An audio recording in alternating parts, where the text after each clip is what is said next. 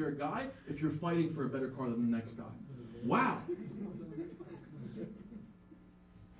I know we can feel like, that's how I live my life, man. That's how I live my life. Let's be honest for ourselves for a second, right? Can we be honest? Can we be honest?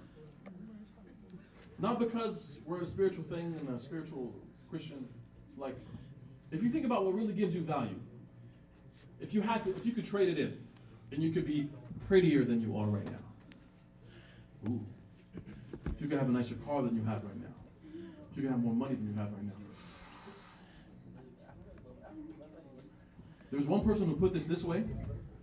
Let me ask you this question. Did you know that even though it feels like those things that Mr. Tate outlined are really, really important? I don't know if you ever came across this clip. Do you think money is even like top 5 things in your life when you really get down to priority?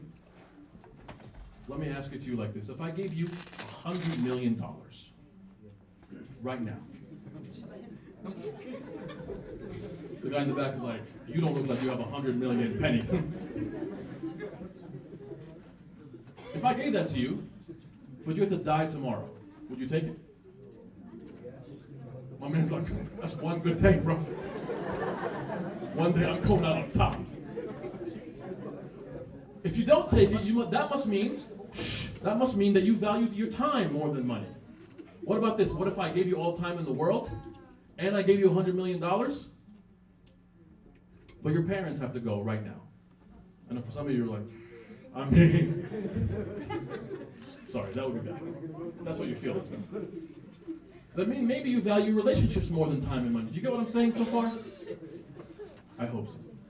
Here's the question that we want to unpack for a second here. Here's a trivia question, Bible trivia question. Anybody know this? What is the second question that God ever asked anybody? Who do you say that I am is a great question. We're going to definitely talk about that. Where are you? Awesome. That's the first question. First question asked mankind. God said, yo, where you at? And Adam's like, but what's the second question? This is a little less popular. You might not have heard a sermon about this before. Huh? Is it the why? You know what? Or any other guesses? That's good. We're going to talk about that one too. Where's your brother? He asked that to who? What have you done? Yeah, he asked that to Cain. He's like, where's your brother? He's like, brother, I ain't got no brother. Bro, it's just 2 of you. Like, there's no. My man, let's go. Give me a little Bible trivia for Blake. You guys are familiar with the story. Genesis, Adam and Eve. We eat the fruit thing. We get banished. Things go real dark until then. The question God asked, that was the second question after asking, where are you? He asked, Adam said to him, like, okay, I was hiding because I was naked. I was naked and I'm ashamed, and we've been hiding and naked and ashamed ever since then. But the question that we want to talk about today, if I ask you, who are you, bro? Who are you? And you say to me, I am my worst mistake, like, in my mind, in my heart. I can't believe I did that thing. That's who I am. I am that person who did that thing. Or I'm my greatest achievement. Like the intro said, oh my God, wow, look at the letters in front of my name. That's me. That's me as a person. I am my greatest little academic achievement.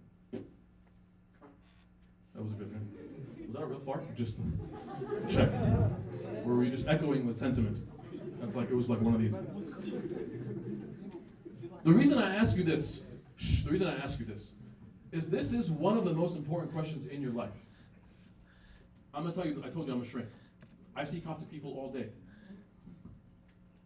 Not all day, but a lot. And when people tell me, this is who I am, this is what I believe about myself, my question is this.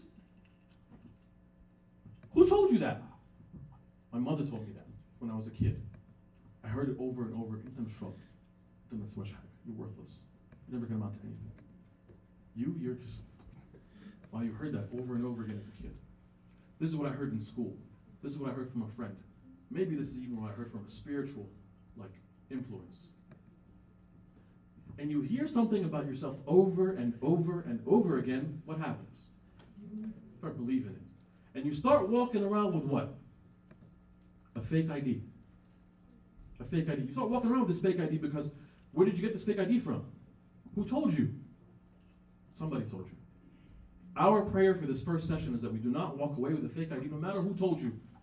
No matter, even if it was a spiritual person who told you something terrible, or a parent who told you something terrible about yourself, or an experience, or a sin that told you something terrible. Because what the strings tell us, this for a second, is like, where do we develop this identity from? Where do we, from our environment, or from our parents?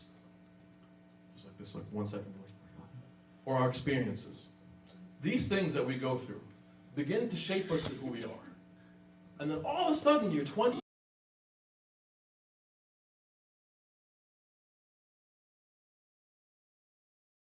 So long that, like, if somebody was to show you a RealID, you'd be like, I don't even know what that is, man. I just know what I know. I know what I've been told. I know what I've seen. I know what I've experienced. I know what my parents told me, because they were the first part of, like, reality for me as a kid. And now I live that. A little confession time, and Ibuna's here so we can absolve. And by the way, Gordon was like announcing that you guys can, if you have questions, I'm happy to talk to you if you have questions about mental health. Only one of us can give you absolution, so just be clear. So, for a long time, my fake ID was the sins that I committed as a teenager. I was a dumb teenager, now I'm just a dumb adult. And I was always looking for dumb things to do as a dumb teenager. And for a long time, that became my identity. It's like, what are the dumbest things that I've done? That's who I am. That's Mena. It's the sins. It's the stupid stuff. It's the bad stuff.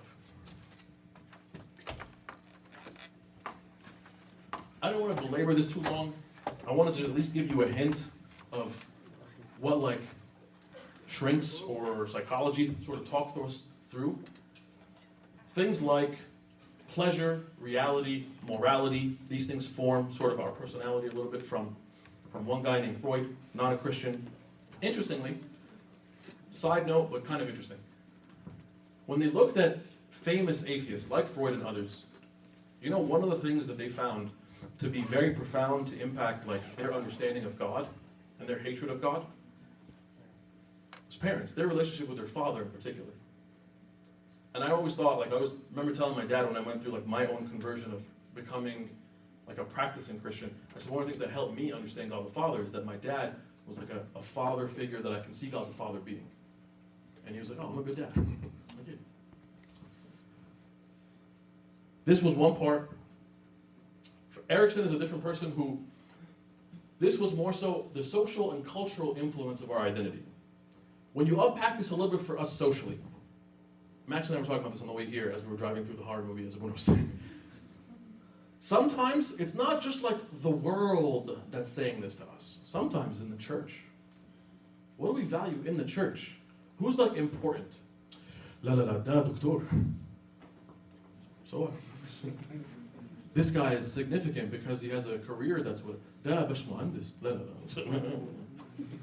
You make me say this guy is a deacon. Shwayat hymns. Wow, that's important.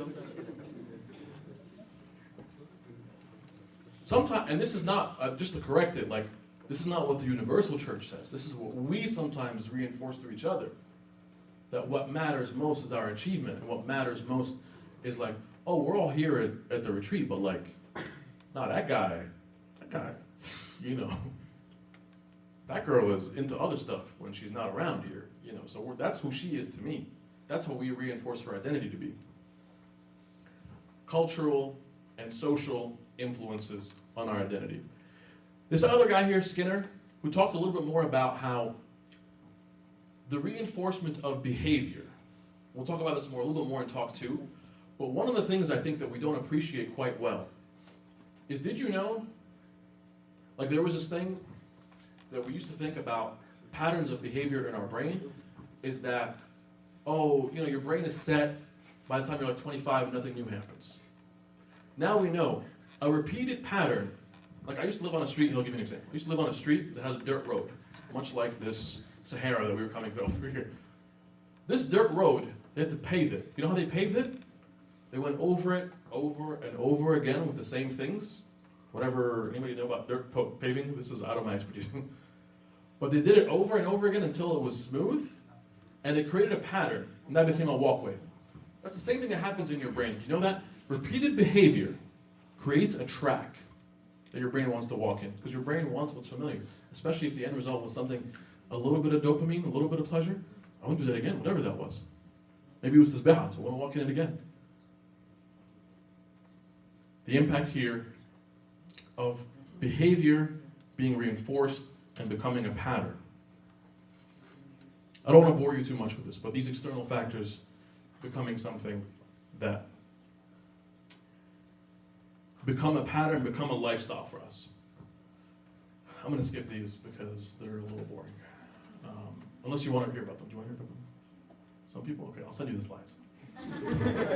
It's like, I want the book. There's always somebody. Because I wanted to get to this. What if, for the sake of argument today, what if the majority of the things that you were exposed to lied to you? Because in that scenario that I told you with Adam and Eve, what was the answer? Like, who told them? Was it like Archangel Michael came and was like, Habaib? Who was it that told them? Basic biblical Q&A. Shushu, someone said, right? It was Satan, bro. It wasn't like it was like, oh, we figured we can trust the little snake guy in the floor who said, like, are you sure God said that? And we were like, yeah, I mean, snake eye seems reliable. What if the thing that we learned about ourselves from our environment or our experience or everywhere really outside of God himself was a lie? It was a lie. This is up to you this weekend. Like, this could be the retreat thing where you have snacks and you do the things and you take the pictures or whatever. Or this could be the weekend and there's nothing to do with like the people here or the servants or Abuna. It's just, this is between you and God. You can walk away from this weekend saying, God, this fake ID, I don't need it anymore, man. I'm not about that. I need a real ID. I need to know who I really am. And I'm not going to spend the rest of my life chasing some phony persona that my life is a war about women or cars or things, or I'm defined by my sin or my greatest achievement. Because here's what I discovered. Did you know this? Anybody here like going into law or know anything about law or like watch Law and Order or anything? I'll take Law and Order for 300. Okay. Did you know that using a fake ID is a felony? Like, you can go to like prison, not like, you know, like jail is like, hey, it happens. Who hasn't been to jail once? I'm just kidding, whatever. Don't go to jail. But like prison is like that. Using a fake ID is a felony that can land you in prison. But worse than going to prison, believe it or not, is having a fake ID that is fatal. That can actually kill you. And our goal, as I was saying, we're going to unpack a little bit of a story of a biblical character. We call him Jacob the Hustler or Jake the Hustler. Because his name literally meant liar, deceiver, somebody who was trying to get over on people. And God said this to him. He said, you shall no longer be called. And he said to him this, which I'll get to in a second, but I want to share with you this one quote from St. Basil. Because it's not going to be easy for us this weekend. There's going to be some things that are easy. The snacks, the workshop, hanging out with each other. St. Basil says, in truth, to know oneself seems to be the hardest of all things. Just as our eye, which observes external objects, does not use its own sense of sight upon itself, so too our mind, which contemplates so intently the sins and failings of others, is slow in the recognition of its own defects. If I was to ask you, what's wrong with the church today? I remember this very controversial, you know, before like Reddit comments, there was like Facebook threads. People would go threads. It was like, what should priests do differently? Everybody had an opinion about what priests should do. If I was to ask you right now, give me like the improvement about what like other people are doing. Like, you gotta sit down for this. I got a list. First of all, the church is judgmental, and people are this, and people are cliquey, and da-da-da-da, right? You'd have a long list of what other people are doing wrong, and you checked it twice. Same style. What St. Basil tells us is what I see every day professionally. You know what's really hard? This is a good sort of pictorial representation of it. It is hard to get introduced to yourself. Because if you look in the mirror and you think you're jacked, I'm good, man. I'm good. Don't tell me I got a fake ID. I'm good. I'm here, laughing with my friends. I'm on a retreat. Let's have some chipsy. Like, I'm good. They say the hardest goal of therapy is to introduce the person to themselves. The sad thing that Abuna sees, that I see, that we all see, actually, you see with yourself. That you can go through your whole life and never meet yourself. Did you know that? 50 years later, you're like, oh, who was that girl? I don't even know. Why is she doing this? I can't explain it. Like, who is that dude? Like, I look at myself sometimes, I look, like, who is that person last week who went off on that dude? Is that me? That's not me. Who is that guy? We're going to close on this because I don't want to take this too long, but here is the thing that God sent me that was the ultimate kicker of this first talk. Well, let's say we do the first part, do the hard part. We look in the mirror, and we say the mirror, and I don't like it. And I'm not going to settle for fake IDs and fake patatas. I'm throwing those out. How do I get a real one? Is there like I literally went through this process. Again, anybody, just tell me if you can commiserate. Have you ever tried to get a patata in Egypt? It took me 15 years. I was just like, one muwazzaf to another muwazzaf. I was like, please. Mena Mirhom, just never.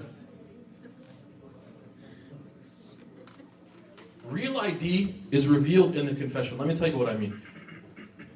Somebody alluded to this question. We're going to read just a quick couple of verses from this.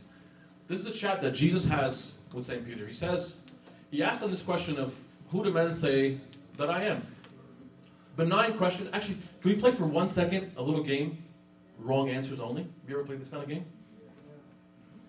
And I can tell you, so one of the things that I did, that I'll share with you over the course of this weekend, is for about 2 years in between residency and med school, I took time off and worked on some things with the church. We started a church clinic. We worked on evangelism. And one of the things in evangelism that we would do in each city that we'd go to in North America is ask people a very simple question, is like, who is Jesus? How would you define him? And I got some hilarious answers that I'll share with you. If TikTok was around, I would have crushed it. I'm just saying. But wrong answers only. Can you tell me some wrong answers if you were to ask somebody, like, who is Jesus? Wrong answers only. Anyone? Can I start? I'll start with one. Oh, yes. Okay. I don't know quite how to take that, but okay. He's a darker skinned fellow, Middle East, you know. He wasn't white, that we know. But let me make it a little more personal. Can I make it more personal? Make it more personal? Wrong answers only what we act like he is, not say like he is.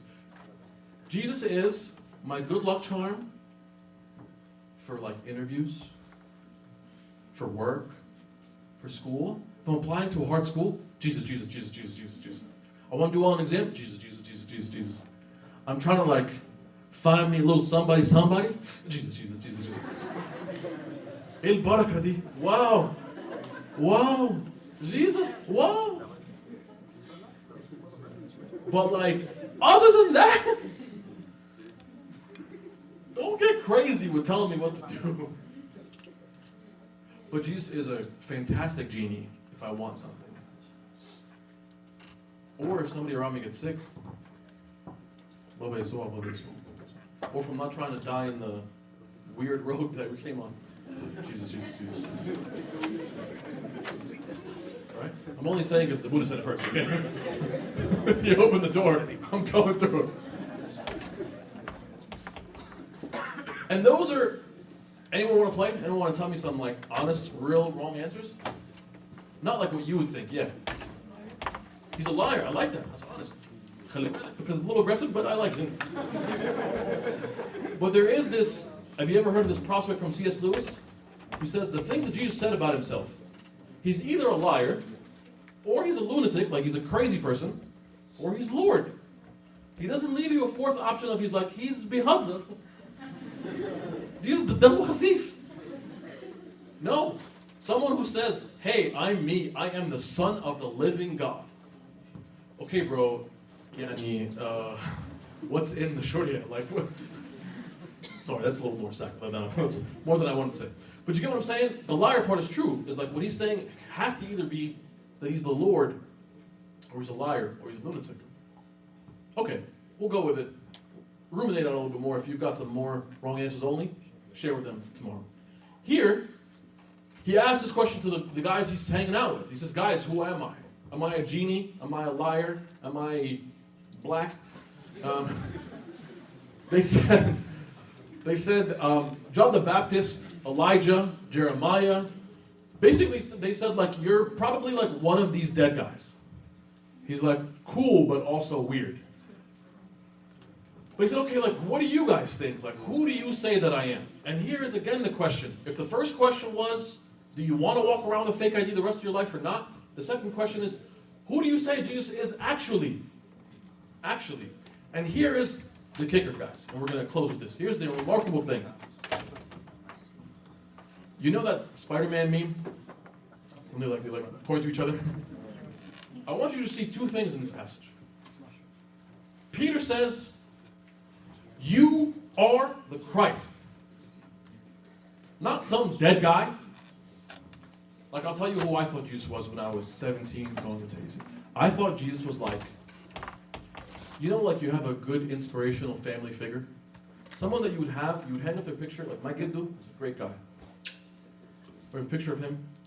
We say good things about him. Gindu Neme was a G. Love him. But like, he's not going to tell me what to do. Because R.I.P. Like, he went to heaven. I thought Jesus was like a nice guy who said nice things. I can't have a relationship with him. I can't know him. He can't tell me what to do. I can't get benefit from him. He's like a nice guy over there. I visited him at church. I say, wow, Jesus, you look like you've been working out. And that's it. And I move on.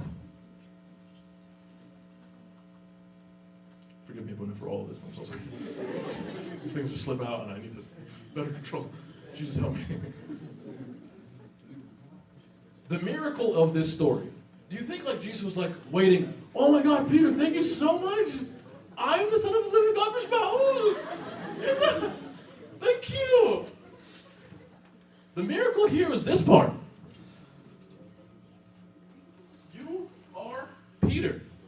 This was the first time in Peter's life, the first time ever, that he got a real baton. That he got a real ID. The first time in your life, in my life, that you know who you are is if this first part happens. And I'm going to be honest with you, and the church fathers tell us this too. You know how, raise your hand if you were baptized. Raise your hand if you remember it. Thank you. Raise your hand if you've heard of this quote before. What we believe is, the tears of repentance are the renewal of the waters of baptism. When you were baptized, who took the oath? Maybe you took it yourself. For anybody else, was it your mommy and your daddy? Are you now an adult?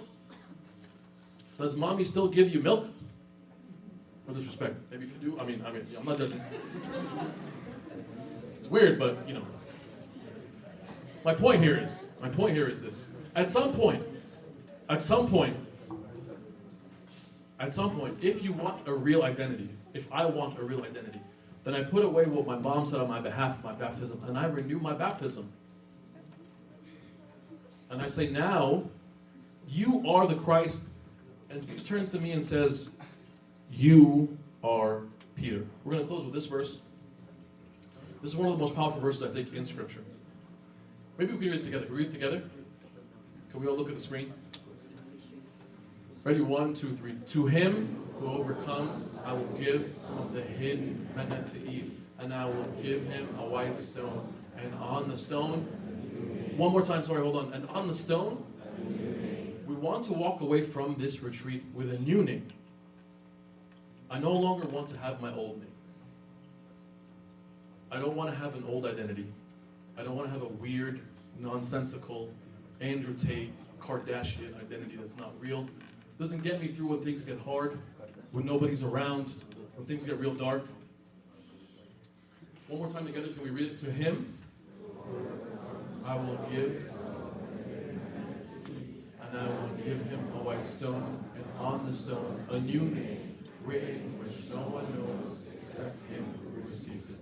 To God be the glory forever.